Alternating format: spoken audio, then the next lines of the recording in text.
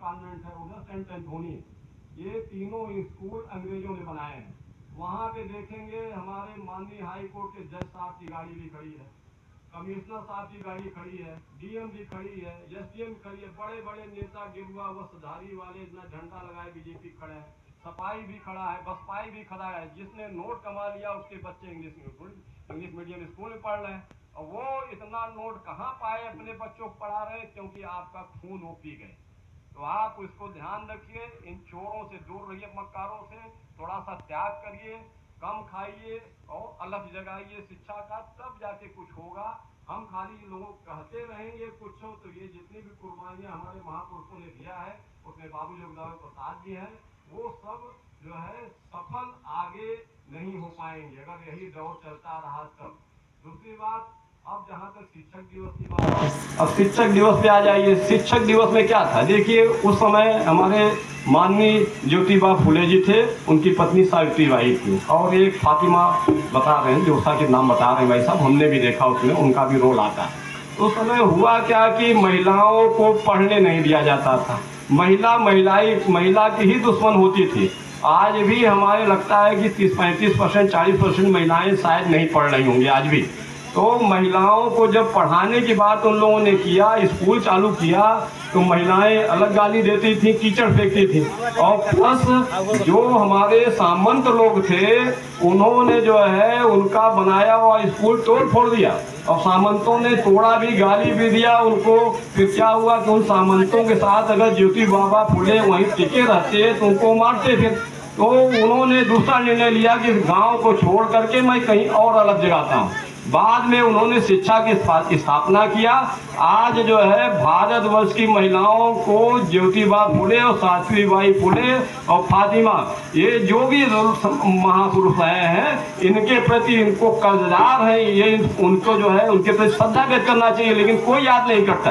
आज जो है हम जो शिक्षक दिवस मनाते हैं दूसरे के लिए मनाते हैं, और अंग्रेजों को, जहाँ तक अंग्रेजी सिस्टम को जाएंगे तो अंग्रेजों को ये लोग दुश्मन इसलिए हो गए क्योंकि वो सामाजिक कुरीतियां दूर करने लगे, और प्लस जो लोग स्वतंत्रता आंदोलन के समय काम नहीं किए वो आज गांधी जी को भी गिराते हैं। जबकि गांधी जी हमारे क्या है, परम राष्ट्रीय जो है राष्ट्रपिता के नाम पर वो स्थापित है। और सही बात ये भी है कि गांधी जी, कभी आप लोग गलतफहमी में न रहिएगा, गांधी जी वो एक व्यक्ति थे, भले उन्होंने लड़ाई नहीं किया, गोली नहीं चलाया, डकैती नहीं डाला, खजाना नहीं लूटा, लेकिन अगर वो व्यक्ति जिंदा न होता तो देश आज भी गुलाम रहता।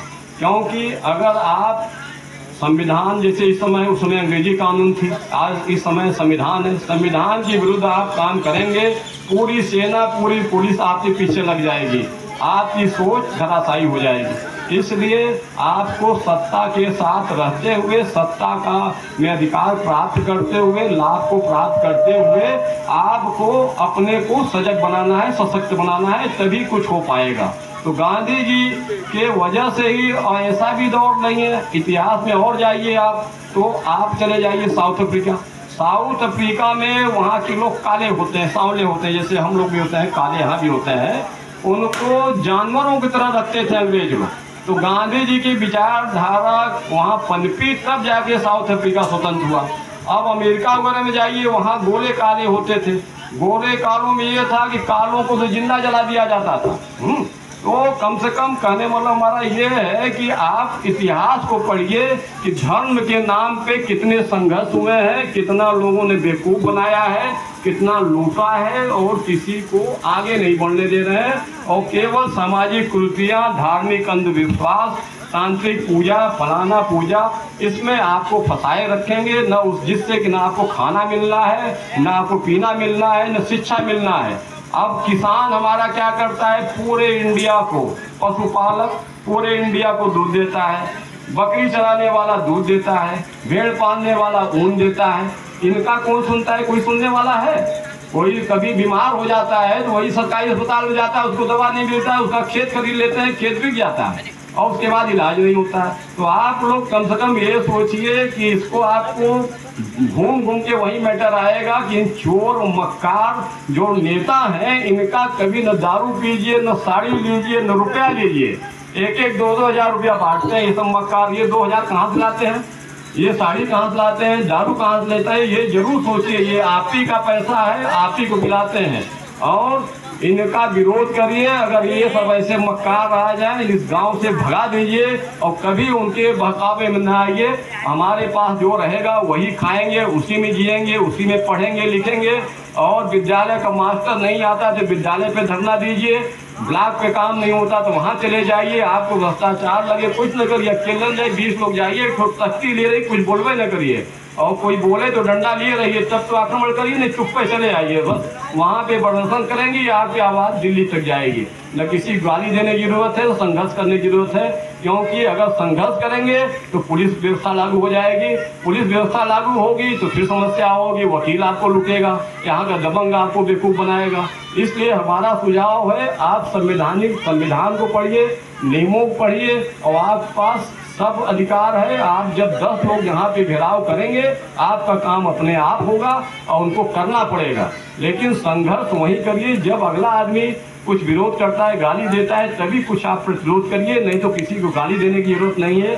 स्वयं से हम कोई अराजक काम न करें, ठीक है, तभी हम जो है आगे बढ़ते रहेंगे। और बाबू जगदेव प्रसाद जी के विचारधारा जो थी 90 और 10 की बात है, तब हम उस 90% लोग हमारे अधिकार प्राप्त कर पाएंगे। और अगर और नहीं तो बाबू जगदेव प्रसाद जी की तरह उसके बाद उन्होंने जो कहा था तीसरी पीढ़ी सत्ता में आएगी, तो तीसरी पीढ़ी सत्ता में आई, लेकिन 90 से लेके 2017 तक। लेकिन यूपी में हुआ क्या, सब की सीबीआई जांच हो रही, किसी की ईडी जांच हो रही, देख रहे हैं, सब छोड़ करके ऐसा भागते हैं रूलिंग पार्टी में, सब दिल्ली में जाके ज्वाइन कर ले रहे हैं। वो बसपा का भी है, सपा का भी है, कांग्रेस का भी है, सब बीजेपी में बैठे हुए हैं।